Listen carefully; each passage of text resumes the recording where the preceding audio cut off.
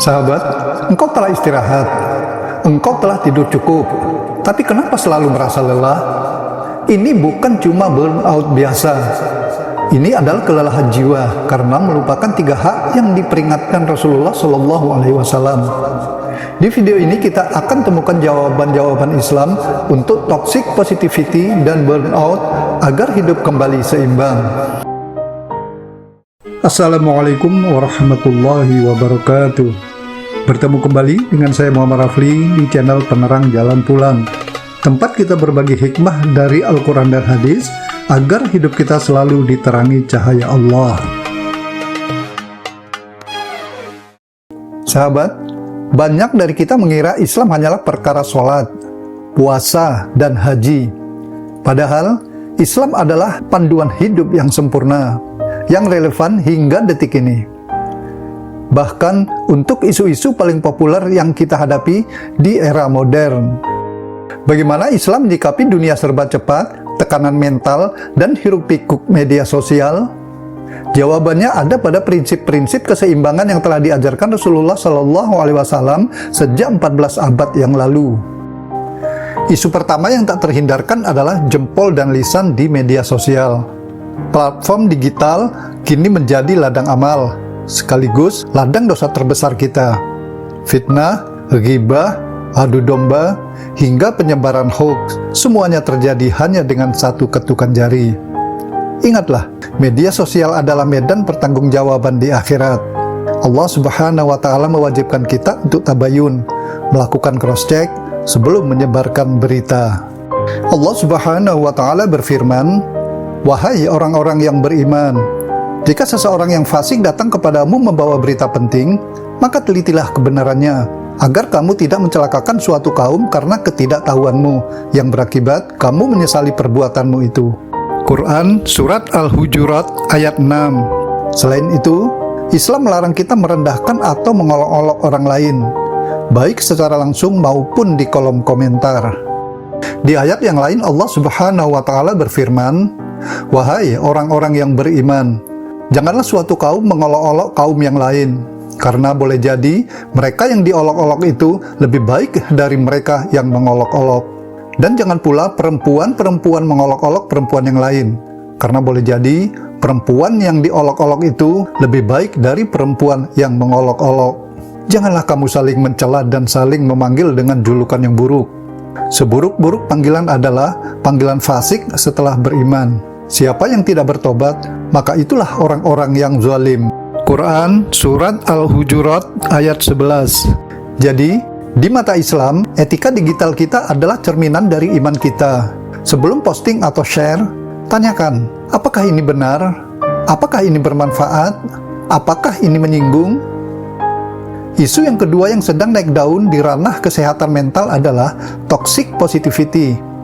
Sebuah budaya yang menuntut kita untuk selalu terlihat bahagia, selalu kuat, dan menolak mengakui perasaan sedih, marah, dan lelah. Dalam Al-Quran, Surah Al-Anbiya ayat 83, Allah menggambarkan doa Nabi Ayub alaihissalam ketika ditimpa penyakit. Ingatlah Ayub ketika dia berdoa kepada Tuhannya, "Ya Tuhanku, sesungguhnya aku telah ditimpa penyakit. Padahal Engkau Tuhan yang Maha Penyayang dari semua yang penyayang." Beliau tidak berkata, "Aku kuat, aku baik-baik saja." Beliau mengaku kelemahannya, namun langsung mengadukan kepada Yang Maha Kuat. Inilah positivitas sejati, mengakui sakit, tapi yakin Allah adalah penyembuh. Isu terakhir adalah burnout, yakni kelelahan mental dan fisik akibat tuntutan kerja dan hidup yang berlebihan. Banyak dari kita menjadi budak pekerjaan, budak uang, hingga melupakan hak diri sendiri dan keluarga. Islam adalah agama keseimbangan. Ia tidak hanya menyuruh kita bekerja keras untuk dunia, tapi juga mengingatkan hak-hak yang harus dipenuhi. Rasulullah SAW bersabda, "Sesungguhnya Tuhanmu memiliki hak atasmu, dirimu juga punya hak atasmu, dan keluargamu pun punya hak atasmu. Maka berikanlah kepada setiap yang punya hak, haknya." Hadis riwayat Muslim. Hadis ini adalah fondasi manajemen waktu dalam Islam. Istirahat bukanlah kemalasan, melainkan ketaatan untuk memenuhi hak tubuh agar bisa kembali beribadah dengan optimal. Kunci menghadapi burnout adalah kembali kepada hak-hak ini.